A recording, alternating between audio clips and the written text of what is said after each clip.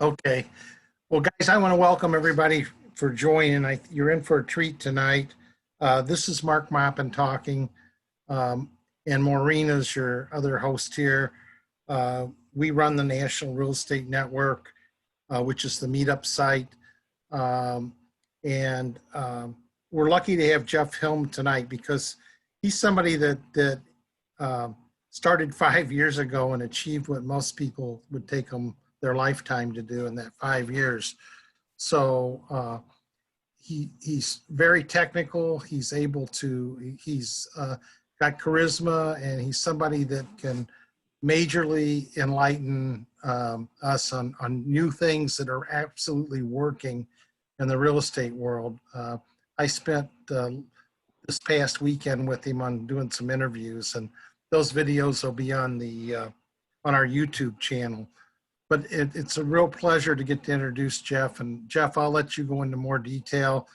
I know, and if Maureen, if you want to jump in and say anything too, Maureen has a lot of investor agents that work for her, and Jeff really stands out above everybody else on what he's doing. So I just want to welcome you and thank you for speaking tonight. Look forward to this presentation. Thank you, Mark. Yeah, I appreciate the opportunity. Maureen is my broker at Villa, so I always appreciate the opportunity, Maureen, and Mark, thanks for having me here. I can talk about a lot of different things when it comes to real estate investing, you know, my story, how I got started, my strategy, how to wholesale deals, but I thought I would give you a real world view into what I'm doing. It's one of my strategies in my wholesaling business. Because of the pandemic is the primary driver behind that. And that is really where I'm focused on getting wholesaling nice houses to retail buyers.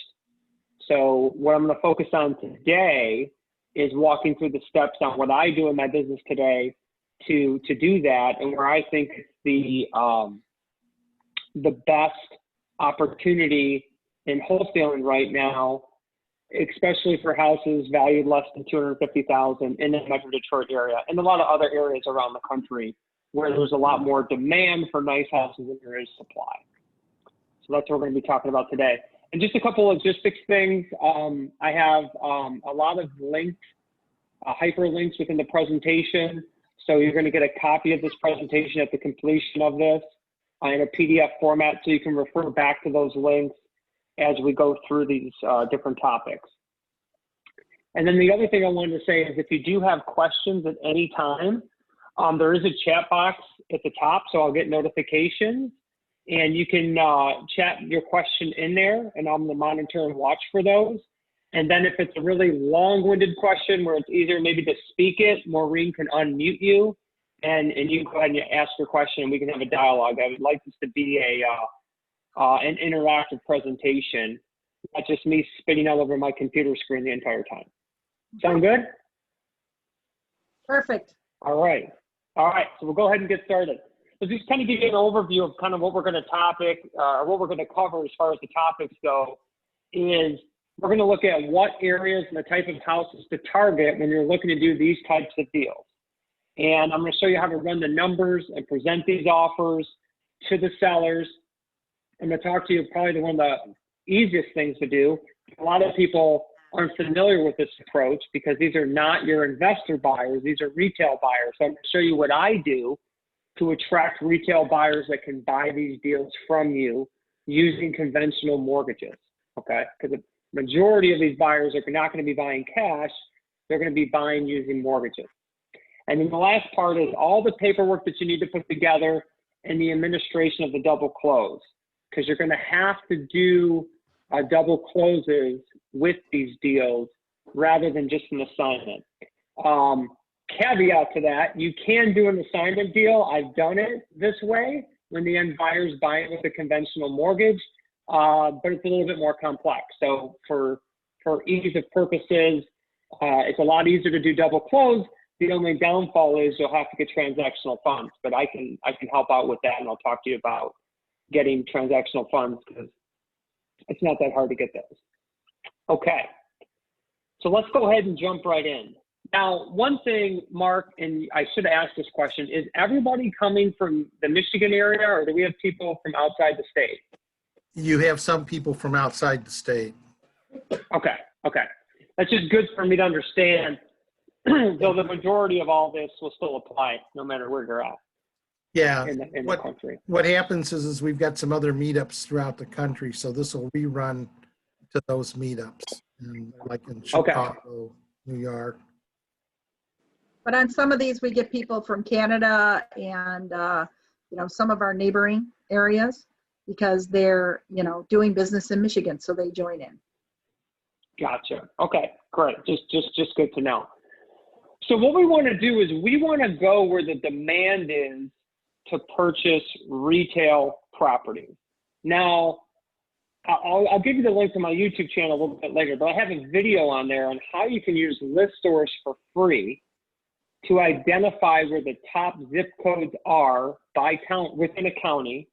Okay, you can pull multiple counties. So like I'll pull Wayne, Oakland, Macomb, let's say counties out of list source and look at the number of retail transactions within the last 3 to 6 months. Those are the hottest zip codes. A lot of people already in the real estate game kind of know where the hot areas are.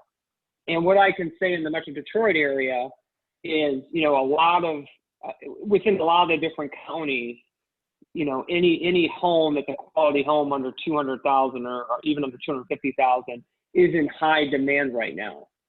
And that's where you have listings where they are getting multiple offers, and the buyers, quite frankly, retail buyers, are missing out on these offers because maybe they're a little bit of, you know, they can't offer as much down, or they can't go up in price, where you're getting a lot of these homes selling above asking.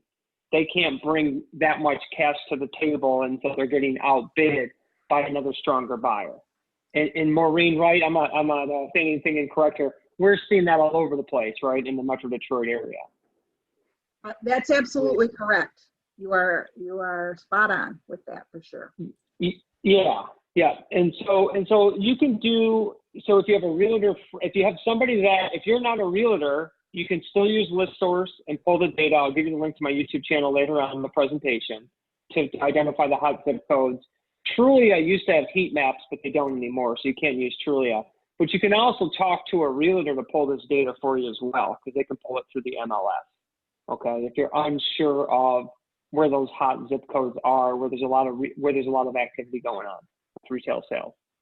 Okay. They can search by days on market under a certain criteria. Exactly. And the other thing is you got to make sure you kind of got to understand the amenities that these buyers are going to want in a property. So I would focus on 3 bedrooms or more and has either a garage or a basement. I would, you know, if it's a 2-bedroom, 650 square foot on a crawl space with no garage, that, again, because it's all about speed and you're going to have to secure a buyer quickly, that's something that doesn't have enough amenities for most of the buyers that are looking to buy properties. Okay, that's more of a landlord property that he could rent out and wholesale it there again. So kind of different category. So those are kind of my recommendations. And I would stick with single family homes, single family residential properties, and forego condos unless you know certain condos are in high demand. And I'll give you an example deal. I just sent an offer today to a lady. It was a probate lead on a condo in Royal Oak at $136,000, and I know I can sell for $160,000. But that's because it's Royal Oak, which is a good area. It's a good condo complex. But again, I would primarily focus on single family homes. And another key point, these are nice homes, okay? So these are properties that should be in livable situations, but they don't have to be updated. But they can't look like this, right? I mean, nobody, of course, a couple of problems with this home. One is it's not financeable with a conventional mortgage, and the majority of the buyers are going to be using a conventional mortgage.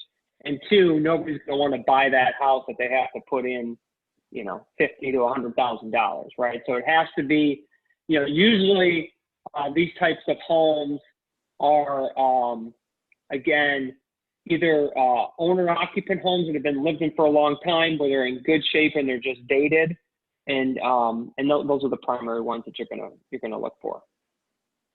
So any questions on that slide? Not on the slide, Jeff, but I just wanted to add one more thing about with condos.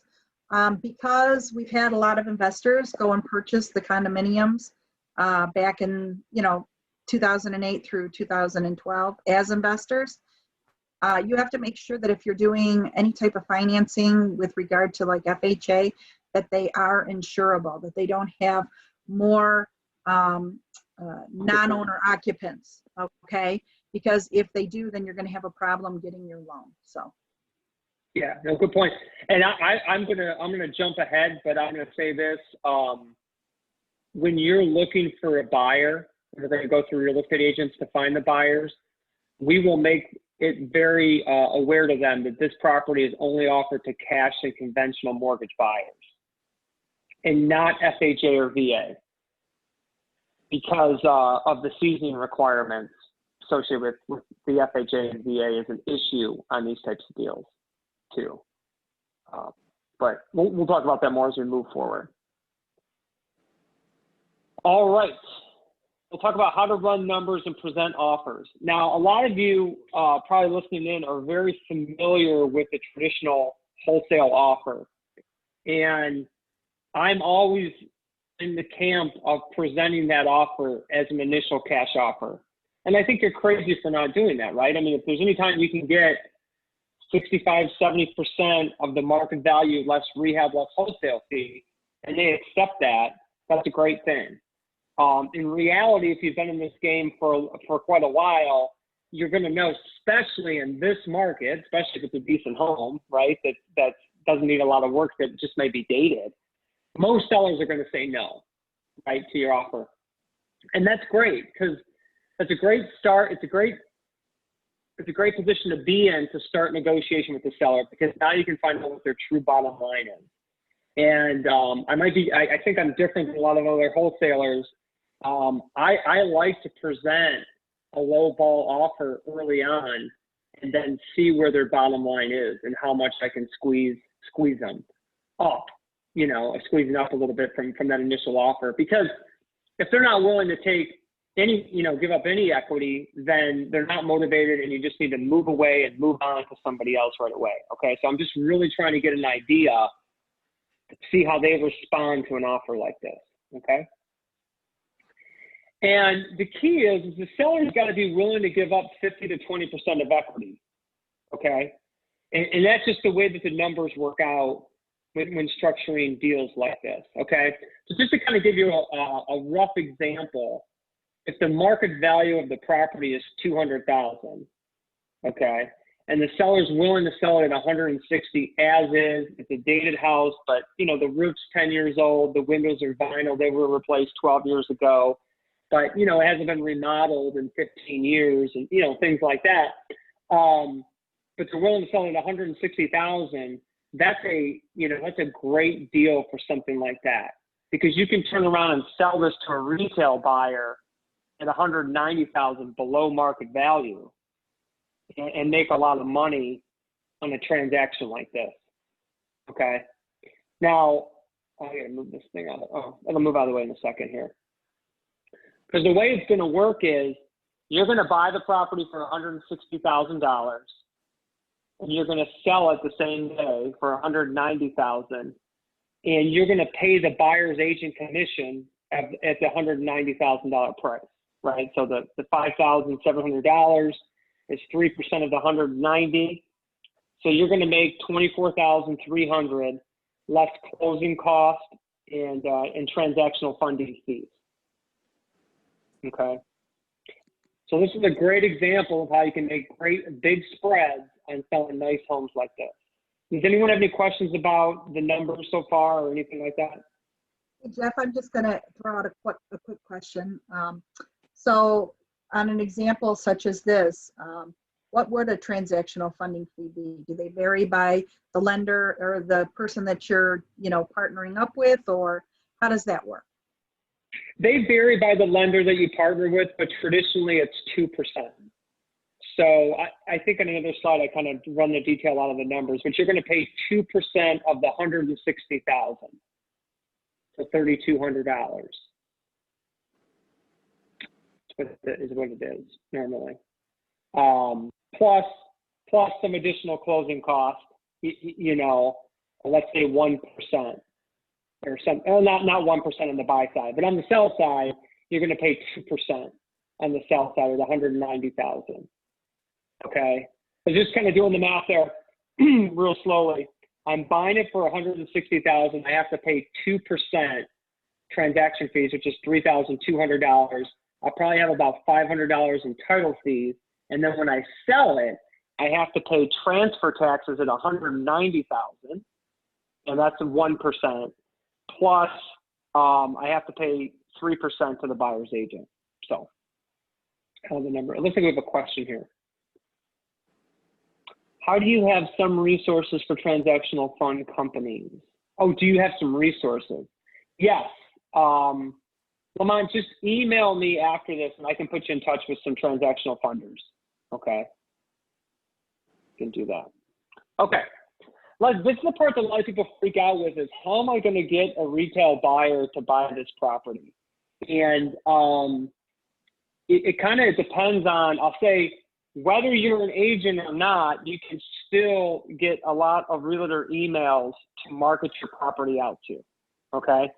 So now you can do this. Let's say you're going to make the initiative, I'm going to go look for properties in the Oak Park area.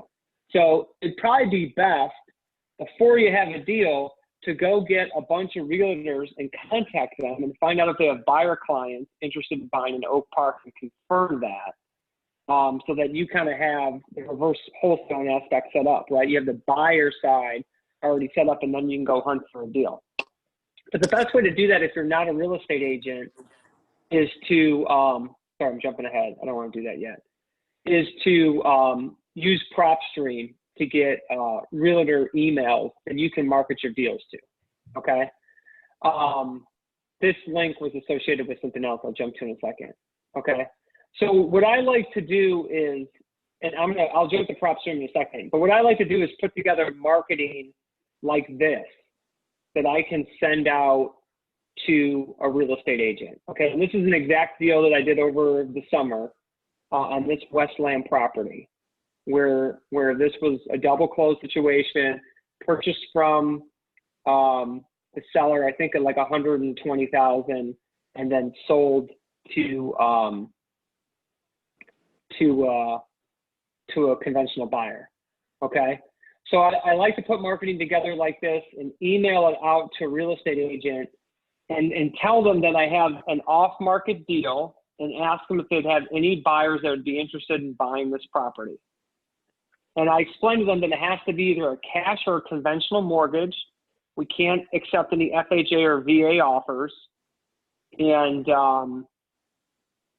that's what I communicate out to them. So let me show you how you would get real estate agent emails off of PropStream if you are not a real estate agent, okay? If you're a real estate agent, then you already know how to get I'm going to interject for just 1 second, and I'm going to say, yeah, with inventory being so low right now, this is an awesome way to get your information out there, Jeff, currently what you're doing, because real estate agents are desperate to get properties for their buyers because they're being outbid.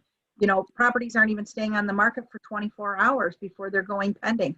So, you know, any deals that you can come across that are off-market deals is totally to your advantage, and you can, you know, be knocking it out of the park. And then those agents that you're doing business with like this are going to continue to come back to you, by the way, to see if you have any new properties. Exactly. All very, very good points. And yeah, and right now is a perfect market for that. So, you know, say if we found a deal in Oak Park, and we were talking about Oak Park earlier, you know, that may be actually probably a great spot, or Southfield or Westland, or all good areas, Madison Heights. So what we can do is we can come in here and look at MLS listed properties that are on the market, and just to make sure I'm going to pull homes that are less than 200,000 because these are, Oak Park is pretty consistent on the values of their homes. But if you're looking in Royal Oak and I'm looking at $300,000 homes that I can wholesale to traditional buyers, I don't want to work with agents that have clients at $1 million. Okay, so I'm trying to match up where I can get realtor emails of like-kind properties I'm trying to present to them. Okay, and so what we're doing is we're going after listing agent emails, but a majority of these listing agents also have buyer clients, right? So just so that makes sense. Because what I'm doing is I'm pulling up here in Oak Park listed properties on the MLS that are $200,000 or less. You can't put in here single-family homes, but the majority are going to be single-family homes because that's what gets listed on the MLS. And then I can pull this list out of here, but let me just show you in each property. If you go to MLS details, this is the listing agent for the real estate agent, Corey Dill. So what I'm going to do is use